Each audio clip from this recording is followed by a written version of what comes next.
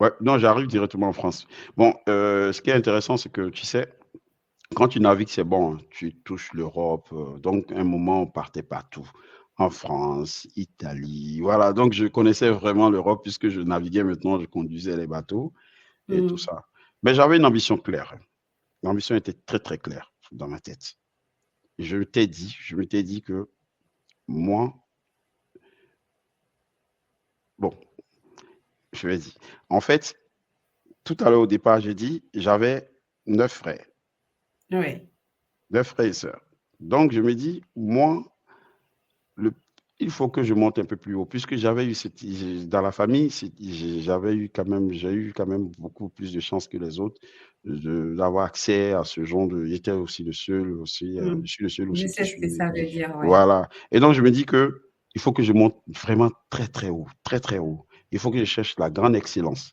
Et donc, j'ai décidé de faire l'école des mines de Paris. J'ai postulé au concours, j'ai passé le concours et on m'a pris. Là que je viens faire à l'école des mines la gestion des risques industriels, la maîtrise des risques industriels, une spécialité. Et je me retrouve, où ça? Quand j'arrive, je me retrouve aux Antilles, en Martinique, Waouh. dans le cadre de mon stage à l'école des mines. Et quand on me propose ce stage-là, je me souviens, il y a un ami qui m'a dit, mais attends, toi, tu viens en France, et puis c'est en Martinique que tu vas faire un stage. Bon, alors que moi, je ne venais pas en France parce que je voulais venir en France. Ouais. Moi, je venais Lui, en il n'a pas France parce qu'il y avait compris un autre. ta vision, en fait. Voilà. Il pensait que Moi, je c'était pas. juste comme beaucoup aller Exactement. en Europe ou en France à Exactement. tout prix. Ouais. Et je venais en France parce que je voulais faire une école d'excellence en France et je voyais que EDF était une opportunité en Martinique. Hmm. Et c'est comme ça que je vais en Martinique pour faire mon stage chez EDF. Et quand j'ai fini mon stage, on me retient.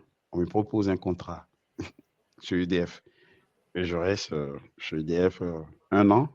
Et après, Bureau Veritas me débauche et qui Hmm. m'envoie maintenant en Guadeloupe encore pour faire 2 ans en Guadeloupe. Et je suis responsable du site. Je gère un site euh, encore toujours industriel hein, de production d'électricité. Donc, ça n'a rien à voir avec la marine. Donc, pendant 3 ans, Ouais.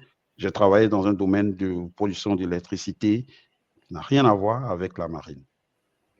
Ouais. Et Et tu après, accroches d'autres compétences à ton CV, forcément. exactly, exactly, exactly. Et donc, ce que je fais, c'est que après, je me dis, bon, il est temps maintenant de revenir dans l'expertise maritime. Mais en même temps, c'était VDA. Parti chez Bureau Vita, quitter EDF pour aller chez Bureau Vita, c'était très calculé. Hmm. Dis-toi que, voilà comment moi je fonctionne. La vie, c'est un PDCA. PDCA, ça veut dire plan, do, check and act. On fait ça dans la qualité. C'est la roue de Deming. Hein. Il dit plan, do, check and act. Planifie. Fais ce que tu planifies. Vérifie si ça marche et Hmm. puis corrige. Mais quand tu as planifié, il faut vraiment faire ce que tu as planifié. Ne sors pas de ce que. Si tu as fini de planifier, il faut le faire. Ouais. Et quand tu as fini de faire, tu vérifies maintenant est-ce que ça marche. Si ça ne marche pas, tu corriges. Et tu es dans l'amélioration continue.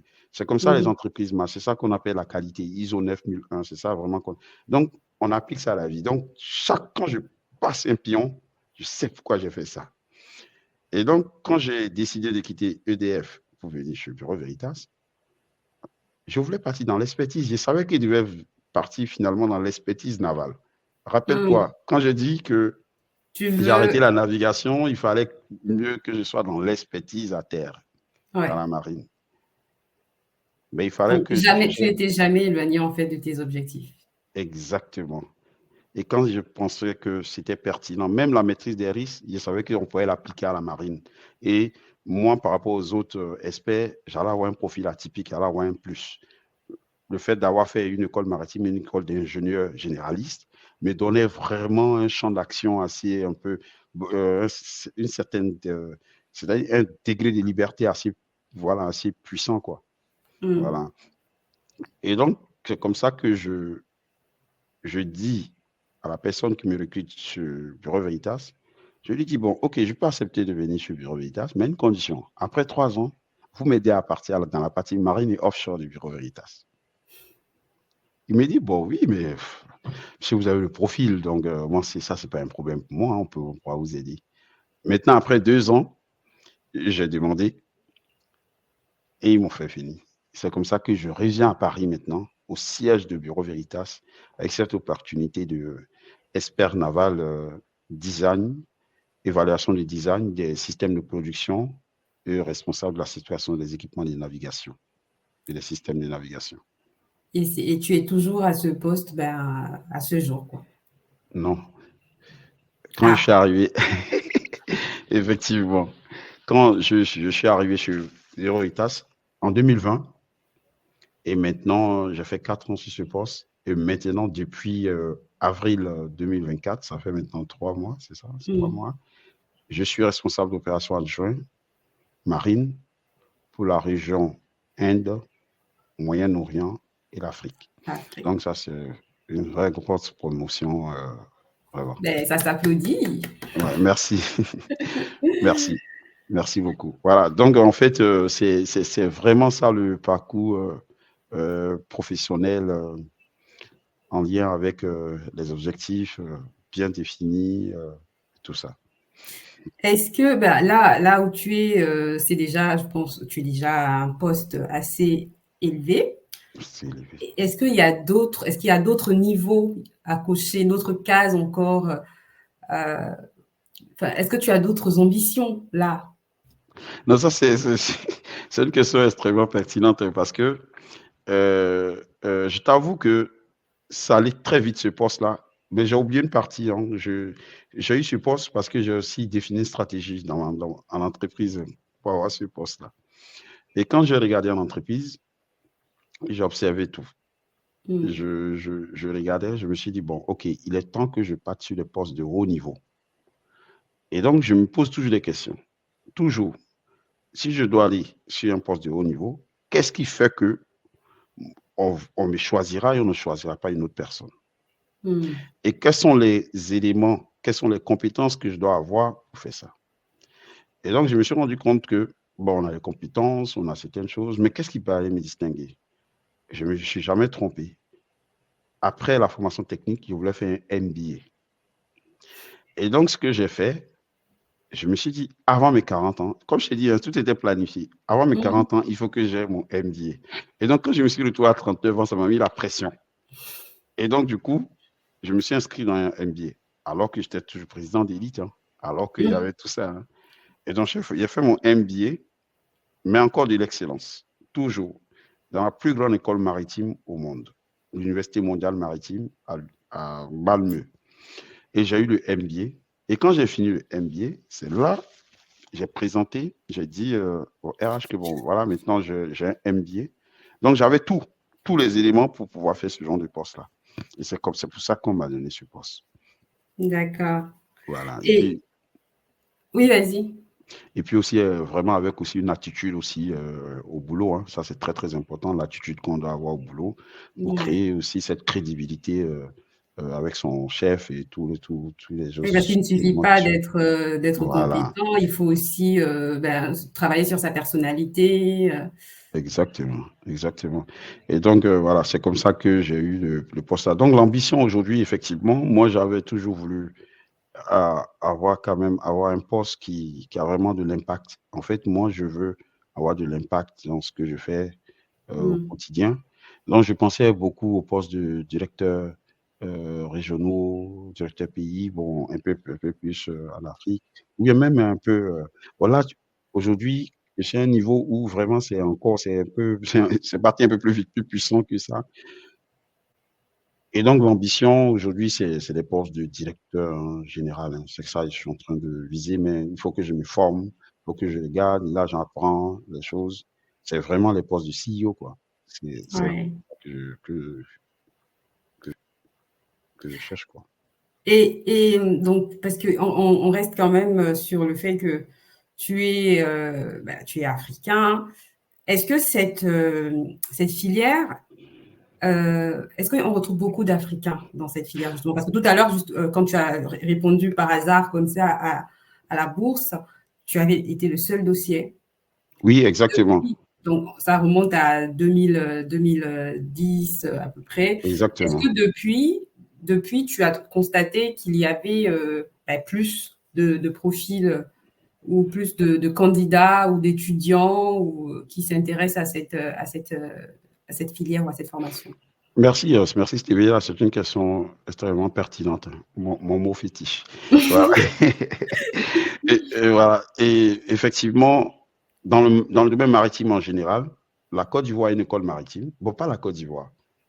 Il y a 15 pays, notamment même le Gabon, le Cameroun et tout ça. Ils ont une école régionale maritime qui est Mm. basée en Côte d'Ivoire. Académie régionale des sciences et structures de la mer. Donc, la partie navigation, il y a quand même des Africains. C'est vrai que c'est pas beaucoup. C'est pas beaucoup. Il y a une école aussi au Ghana, puis au Nigeria. Il y a pas vraiment beaucoup. Sur la partie navigation, naviguer, c'est-à-dire capitaine, lieutenant, on peut en trouver. Mais par Mm. contre, ce que je fais, vraiment, il y a il y a pas beaucoup de noirs. C'est-à-dire les experts design, assessment, on peut trouver des experts de terrain qui visitent les navires, mais les experts de haut niveau de technicité comme ça pour valider les systèmes de navires avant construction, pour accompagner ces opérations, c'est compliqué. Chez Bureau Veritas, on n'est même pas nombreux, hein. Je pense qu'on est 4 ou 5 seulement. Donc franchement, c'est pour ça que j'ai décidé un moment de vulgariser à travers Maritime Africa ce domaine-là pour que les jeunes puissent s'intéresser à la marine. Et j'avais dit à l'UNESCO récemment, j'ai dit que les jeunes Africains ne doivent pas prendre la mer, mais Mm. ils doivent l'exploiter. Mm. Vraiment, on doit l'exploiter à travers toutes ces activités-là et tout ça là. Donc vraiment, c'est ça mon combat, de vulgariser un peu ce domaine-là pour qu'on puisse vraiment s'intéresser à ça. D'accord. Et donc, parce que, encore une fois, on revient à cette idée de, tu as fait des objectifs, tu as pratiquement, on va dire, coché toutes les cases, et à côté de ça, tu as une vie associative, c'est-à-dire que tu as des engagements, tu as lancé, tu as trouvé du temps, et là, moi, j'aimerais bien comprendre. D'ailleurs, on n'a pas évoqué, je ne sais pas si on a posé la question, est-ce que tu as réussi quand même à fonder une famille ou les Bon, ambitions ont été beaucoup trop, oui, trop bon, focus? bon, là, effectivement, j'ai un enfant. Moi, Ah, j'ai un petit garçon de 4 ans. C'est bon, j'ai fondé une famille, ça c'est va. bon. Tu n'as pas, Donc, tu tout n'as ça pas là, mis de c'est, côté tes ambitions aussi de fonder une voilà, famille. Ça, tu as réussi à amener tout ça presque ensemble. exactement, exactement, c'est ça, D'accord. c'est ça. Alors, le temps, tu le trouves où, justement, pour, parce que quand on a on a le parcours qui est le tien, quand on a à chaque fois envie de repartir, faire une formation, à côté on travaille, etc. Donc c'est que quelque part, on n'a que 24 heures dans une journée. Où est-ce que tu trouves le temps à la fois pour la famille, à la fois pour tes engagements, donc par exemple avec la société, pardon, avec l'association Élite, comment tu t'organises? Comment ça se passe pour toi au quotidien? C'est une bonne question. Même moi, j'ai du mal à répondre à cette question. Mais je vais tenter quand même. En fait, la chance que j'ai aujourd'hui, c'est que je dors pas beaucoup. Hmm. Moi, je dors 4 heures. Et même quand je veux dormir beaucoup, je n'arrive pas. Donc, je vais me réveiller à 3 heures ou à 4 heures. Donc, ce temps-là, la nuit, là, c'est ça que je prends pour faire des petites choses et tout ça. Et puis maintenant, l'autre stratégie, comment je fais avec Elite et tout ça, bon, c'est une organisation. Hein. Vraiment, comme je disais, c'est vraiment une organisation. Il y a deux choses qui nous accompagnent dans cette vie-là. Il y a la conviction. Il y a la conviction. Une fois que tu es convaincu de ce que tu fais, vraiment, tu as trouvé du temps, même si c'est 1 heure, Ouais. 2 heures. Ouais. En fait, en réalité, euh, tout le temps qu'on a, on peut prendre pour faire vraiment beaucoup de choses. Par exemple, pour Elite, ça c'est une expérience personnelle. Par exemple, pour Elite, qu'est-ce que je fais? Quand je me lève aujourd'hui, j'envoie un petit message. Le matin, j'envoie un petit message au SG et dit, bon, on fait le point rapidement.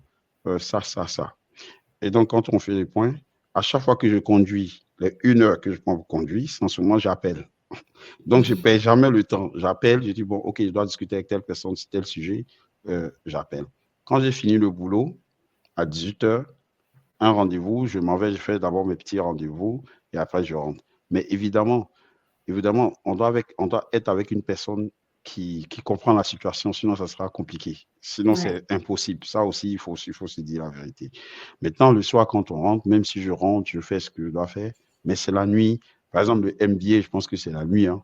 Et puis, les quelques week-ends où je vais, par exemple, m'asseoir dans un café et puis je travaille et tout ça, je prends le temps de lire. Mais ma vie est organisée de telle manière que le boulot, il se fait. Voilà. Le boulot, c'est de 8 heures, de 9 heures jusqu'à 18 heures. Après, il prend 2 heures. Je me dis, bon, élite, en réalité, les associations, franchement, ce que je veux dire, en réalité, il n'y a pas beaucoup à faire, hein. Mm. C'est un euphémisme, hein. Il n'y a pas beaucoup à Je faire, hein. Voilà. Mais seulement si tu te dis, bon, chaque jour, je suis président d'une association, chaque jour, je consacre 1 heure à l'association et 1h30, 2 heures. mm. Et donc, quand tu dis, bon, ok, quel est le sujet plus lent? Et c'est ça, c'est tout. Maintenant, moi, ma stratégie aussi a été une autre stratégie, c'est-à-dire que de identifier les personnes vraiment qui ont à peu près la même énergie que moi, qui ont à peu près la même conviction que moi, pour qu'en Mm. réalité, on se partage les tâches. Au début, Mm. c'était difficile avec Elite, mais aujourd'hui, c'est vraiment très simple. J'ai un secrétaire général, il y a toi-même, voilà, vous tous, vous êtes là, vous animez le groupe, tout le monde est... Non, mais vraiment, c'est Dieu qui nous a permis quand même de rencontrer ces personnes qui sont vraiment passionnées par ces questions. C'est ça qui fait marcher aujourd'hui Elite.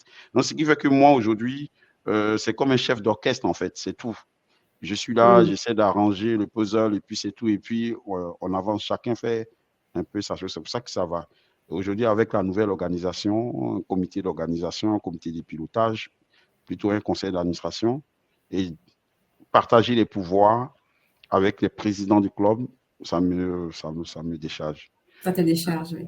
Voilà. Et, et bon, là, c'est quand même aussi intéressant parce on peut se demander, mais pourquoi il a eu besoin de s'encombrer d'un projet comme ça, comme Elite? Il n'en avait pas besoin. Sa carrière professionnelle, elle a bien décollé. Pourquoi, qu'est-ce qui a nourri ce projet donc, de création d'une association? Tu sais, Stéphania, faut être franc, moi je me dis qu'aujourd'hui je suis arrivé là, mais franchement, je ne me considère pas plus intelligent que mes frères ou mes amis qui sont restés au pays, qui n'ont pas eu un peu Mm. la chance d'avoir le même parcours que moi. Et je me dis aussi que si je suis arrivé là, c'est que quelque part, je me souviens que moi, quand j'étais au CP1, personne ne m'encadrait. Mon père et ma mère n'ont pas fait des études. Et moi, je partais à l'école comme ça.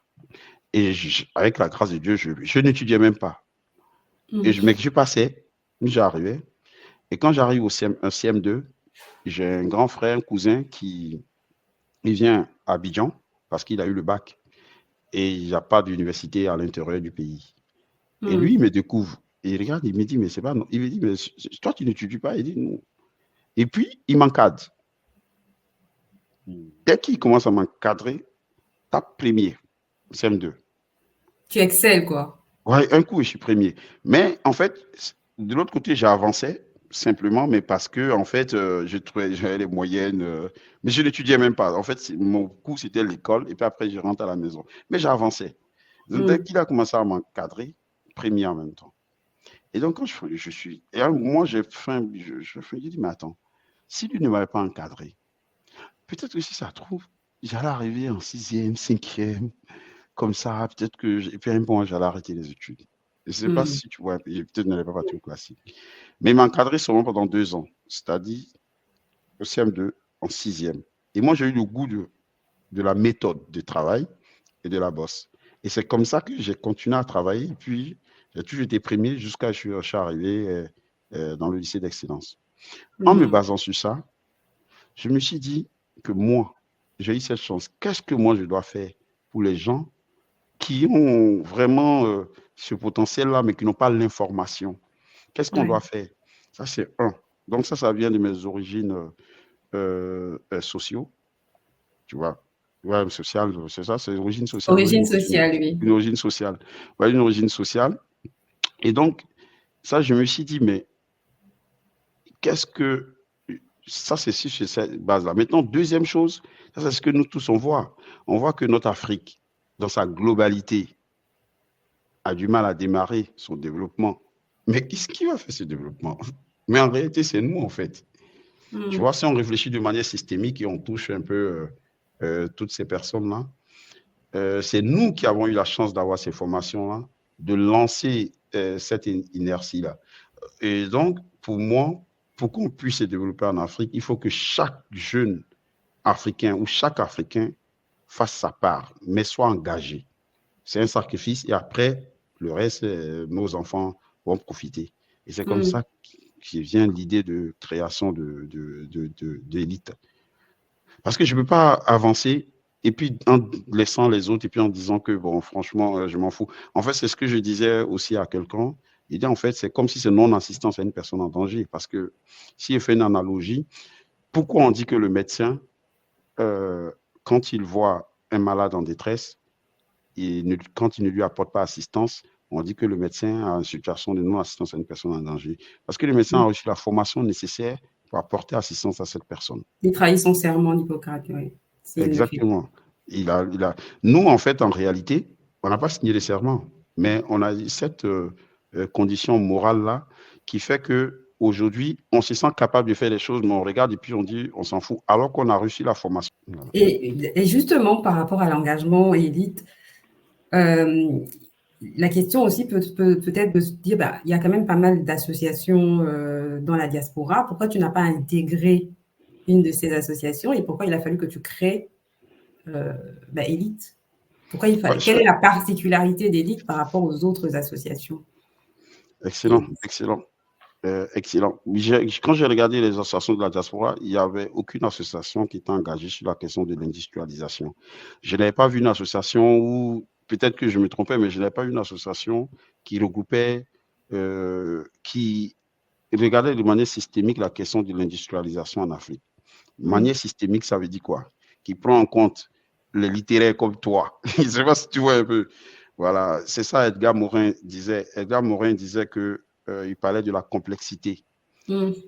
Voilà, il parlait de la complexité. Là, il disait que le tout, c'est la somme des parties. Si l'ingénieur, aujourd'hui, il développe des produits sans prendre en compte la sociologie, la biologie et tous ces éléments, il aura des effets néfastes après sur son développement. C'est ce qui s'est passé avec le développement durable et tout ça, avec toutes les technologies.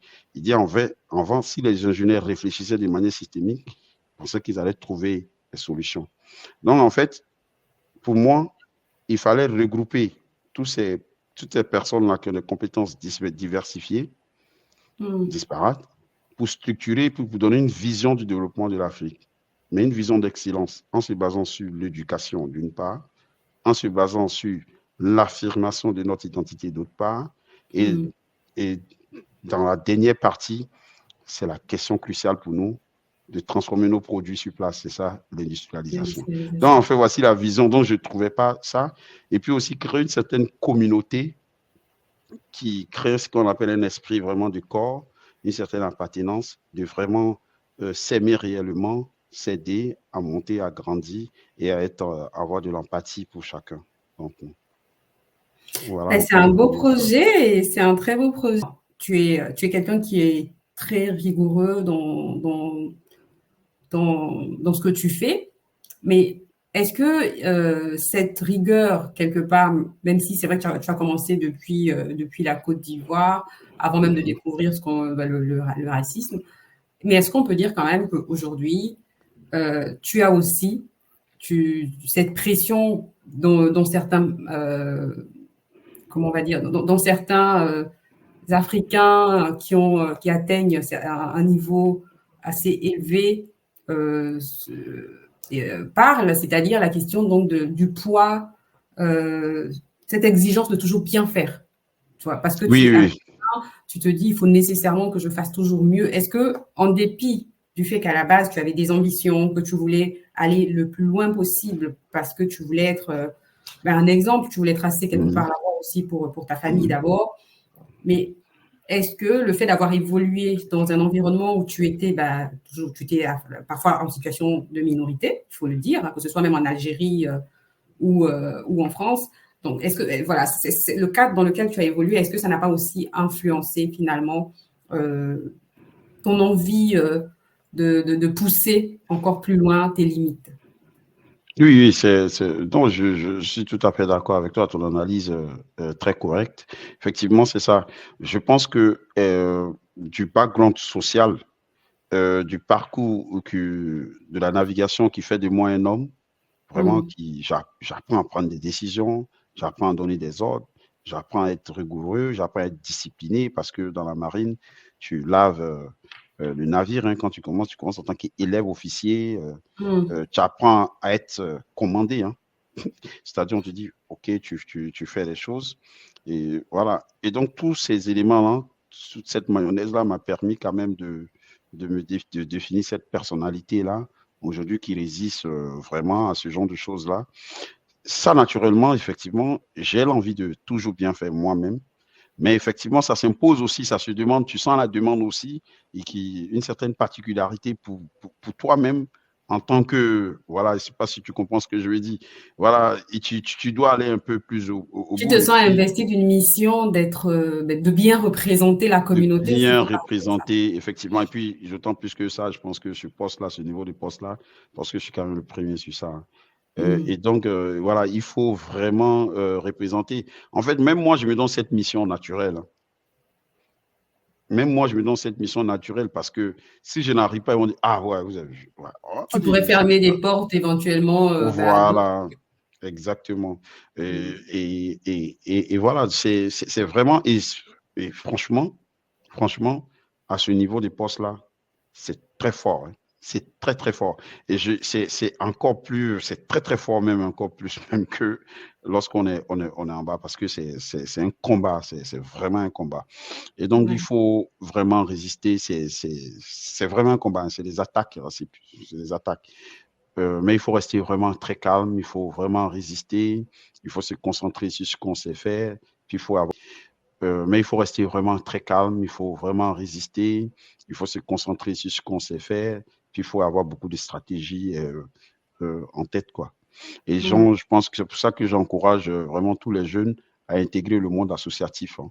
Pas nécessairement élite, hein, mais n'importe quelle association dans leur vie, parce que l'association va t'apprendre à développer ce qu'on appelle tes soft skills, ta personnalité, ta manière de Mm. t'exprimer devant les gens, ta posture et tout ça. C'est tout ça là qui va t'aider à réussir dans la société et à te faire une belle place.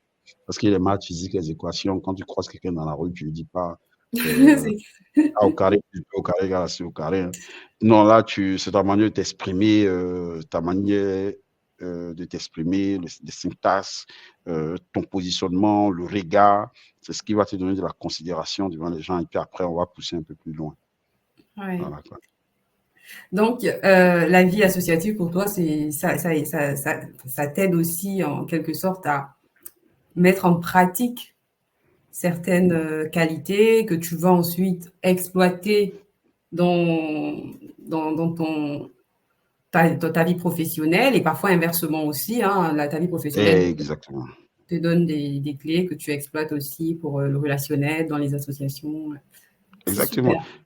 En réalité, la vie associative, en fait, si en fait, tu exploites ça naturellement. Toi-même, tu ne sais même pas que tu es en train de l'utiliser, en fait.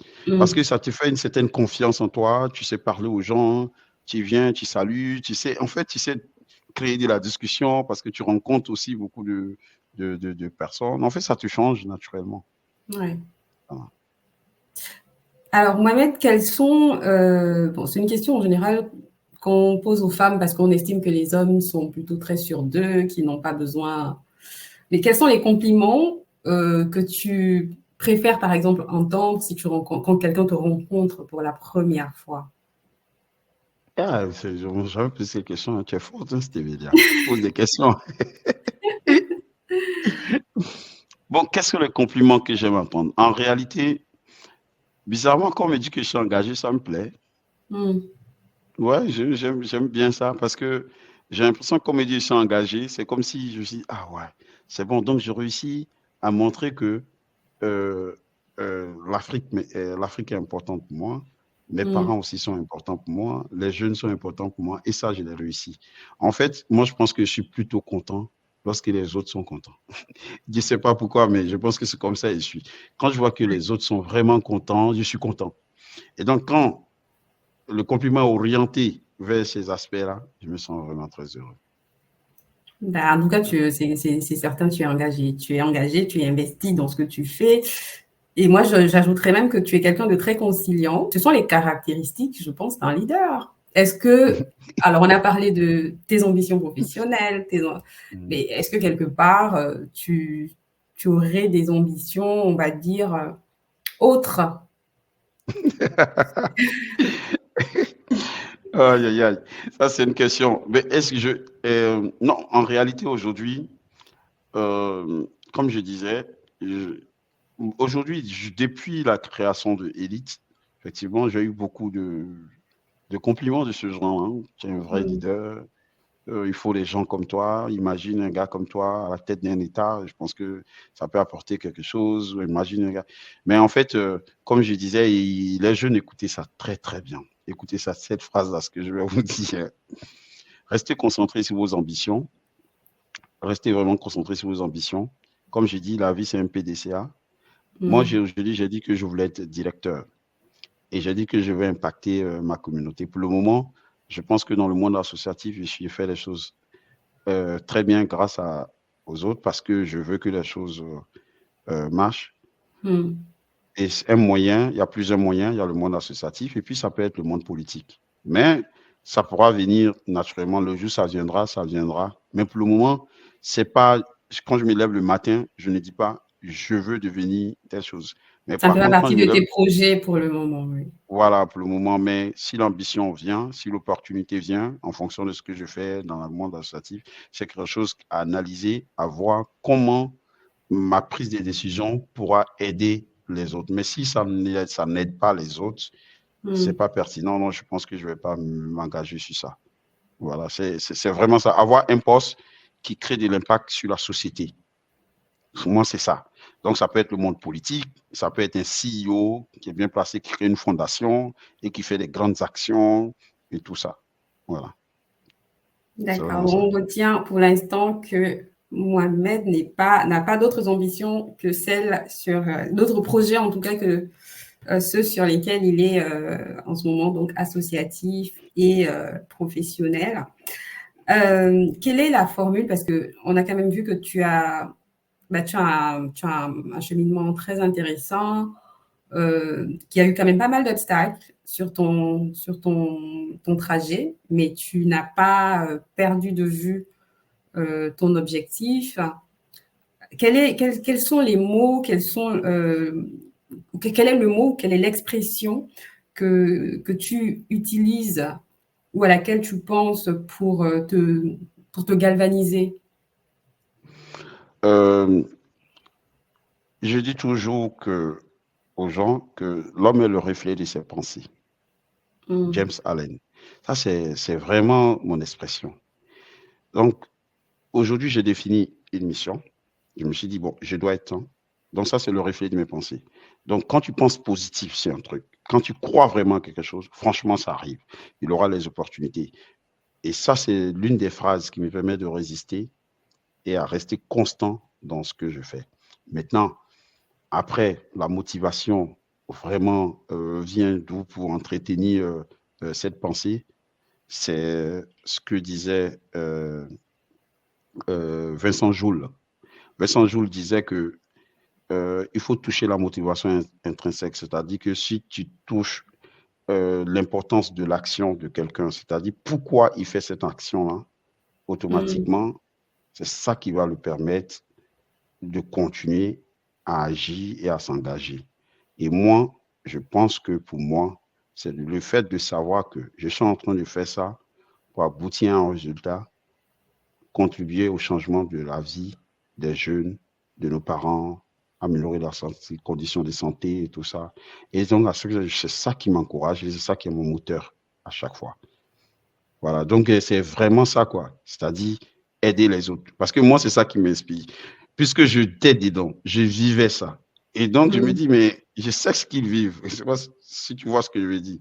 Et Ouais. donc, le fait de savoir que l'action va aider ou deux ou trois personnes à sortir de là, il dit, OK, allons-y, allons-y. Allons-y, allons-y, allons-y. Je reste concentré. Toutes ces personnes, Mohamed, quel serait le conseil que tu pourrais leur donner pour réussir quelque part leur parcours? Bon, je disais toujours aux gens que vraiment pour moi, pour réussir dans cette vie-là, il faut avoir une référence et un repère. Bon, je donne mes définitions. Si tu veux, là, tu es docteur. Donc, je peux donner mes définitions dont je contextualise. Ça peut être Mmh. discutable. Donc, Mmh. il faut avoir une référence et un repère. La référence, c'est quoi? La référence, pour moi, c'est quelqu'un, en fait, qui t'inspire de par son parcours académique, professionnel, de par ses valeurs. En fait, tu le regardes, tu vois tout ce qu'il fait. Tu regardes ses habitudes de vie. Tu dis, bon, OK, il se lève le matin. Tu essaies de l'étudier, de faire ce qu'il fait et puis de répéter la même chose parce que c'est quelqu'un que tu réfères sur cette personne-là pour pouvoir atteindre tes objectifs. Donc voilà, ça c'est ton mentor, c'est quelqu'un, ça peut être ton rôle modèle. Là, d'autres qui appellent ça le rôle Le modèle. rôle modèle, oui. Voilà, le rôle modèle. Donc ça, il faut l'avoir, il faut l'identifier. Tu peux avoir plusieurs, mais tu les regardes. Euh, bon, je ne vais pas rentrer dans ces détails comme on en a fait. Sinon, je peux citer par exemple, Quels ont été Faraday. tes rôles modèles? Parce que c'est Voilà. vrai Bon, qu'on moi, n'a mes pas rôles parlé modèles, de toutes ces personnes, Mohamed. Quel serait le conseil que tu pourrais leur donner pour réussir quelque part leur parcours? bon, je disais toujours aux gens que vraiment pour moi, pour réussir dans cette vie-là, il faut avoir une référence et un repère. Bon, je donne mes définitions. Si tu veux, là, tu es docteur. Donc, je peux donner mes définitions dont je contextualise. Ça peut être Mmh. discutable. Donc, Mmh. il faut avoir une référence et un repère. La référence, c'est quoi? La référence, pour moi, c'est quelqu'un, en fait, qui t'inspire de par son parcours académique, professionnel, de par ses valeurs. En fait, tu le regardes, tu vois tout ce qu'il fait. Tu regardes ses habitudes de vie. Tu dis, bon, OK, il se lève le matin. Tu essaies de l'étudier, de faire ce qu'il fait et puis de répéter la même chose parce que c'est quelqu'un que tu réfères sur cette personne-là pour pouvoir atteindre tes objectifs. Donc voilà, ça c'est ton mentor, c'est quelqu'un, ça peut être ton rôle modèle. Là, d'autres qui appellent ça le rôle Le modèle. rôle modèle, oui. Voilà, le rôle modèle. Donc ça, il faut l'avoir, il faut l'identifier. Tu peux avoir plusieurs, mais tu les regardes. Euh, bon, je ne vais pas rentrer dans ces détails comme on en a fait. Sinon, je peux citer par exemple, Quels ont été Faraday. tes rôles modèles? Parce que c'est Voilà. vrai qu'on Bon, moi, n'a mes pas rôles parlé. modèles, je regardais, il y a beaucoup, hein, il y a Tidjane Thiam, mais je passais toujours mon temps à regarder ce que les scientifiques faisaient. Mmh. Les Einstein, je regardais toute leur vie. C'est pour ça que j'essaie. Je dis, mais comment ils faisaient? Je les voyais bosser tout le temps, donc j'essayais de faire la même chose. Et c'est ce qui me donnait quelques notes très, très bien en mathématiques. Ça, c'est la référence. Et le deuxième, c'est le repère. Le repère, ton repère, en fait, c'est quelque chose qui te permet, ce sont tes repères, mais je vais dire tes repères. Ce sont des choses qui te permettent de prendre des décisions de toujours dans ta vie. Ça te permet de Mmh. distinguer le mal du bien, c'est quoi et tout ça. Et donc, ça se base sur tes valeurs, ta religion et tout ça. Donc, toutes ces choses-là te définissent. Il faut les avoir. Par exemple, quand tu dois prendre une décision, tu vas, est-ce que ma religion ou mes valeurs me permettent de prendre cette décision ou pas? Tu prends. Et donc, quand tu as ces deux éléments, tu es structuré dans tes décisions, mais vraiment, tu es vraiment structuré dans ta vie et tu vas voir que tout va marcher. Et puis après, ce qui va rester, c'est la composante vraiment, vraiment conviction. Vraiment, dis-toi que moi, je vais réussir. Ça, c'est ce que je dis, l'homme et leur fait ses pensées. Définis ton Mmh. PDCA. Tu l'as défini, tu dis, bon, OK, il est planifié, voilà où je veux partir. Mais c'est difficile pour un jeune de la terminale de définir le PDCA. Mais par Oui. contre, lui, il peut commencer déjà à avoir des repères, des références, et puis, et tout ça. Mais s'il y a un jeune qui se dit, bah, je serais intéressé de faire cette formation aussi ou d'embrasser cette carrière, est-ce que, donc il contacte Réflexit, est-ce qu'on peut avoir un contact donc de Mohamed pour avoir plus de précision? Est-ce que Mohamed se rendrait disponible pour éventuellement aider un jeune à comprendre ou à répondre simplement à ces questions en lien avec, en Avec lien avec plaisir. Avec plaisir, Stéphanie. Ça sera vraiment avec plaisir. Toi-même, tu sais. Hein. Avec plaisir. Vraiment, je serai très, très content. Je vais faire avec beaucoup d'énergie et beaucoup d'envie. Donc, je serai vraiment disponible. Surtout, les jeunes ne doivent pas hésiter à contacter. J'ai dit tout à l'heure, faible devant sa mission. Donc, vous êtes devant, là, vous êtes en mission, là. Vous êtes en train de commencer votre parcours. Posez des questions, soyez curieux, venez vers les gens, soyez audacieux. C'est ça, c'est l'audace qui va vous permettre de réussir. Voilà. D'accord, ben, merci Mohamed en tout cas d'avoir encore une fois pris de ton temps pour donner aux autres. Et j'espère qu'on aura réussi à susciter aussi comme ça des vocations et que le nombre d'Africains dans cette filière s'agrandira, qu'il y aura autant de femmes peut-être aussi que d'hommes. Donc merci infiniment. Merci Stéphanie. Merci. Merci encore pour cette opportunité et puis bon courage surtout. Et félicitations pour cette initiative que je trouve extrêmement bien pour nos jeunes. Merci. Merci. Alors, on se retrouve pour un prochain numéro, chers followers. Et d'ici là, n'hésitez pas à partager et à poser des questions si vous en avez. Au revoir. Merci.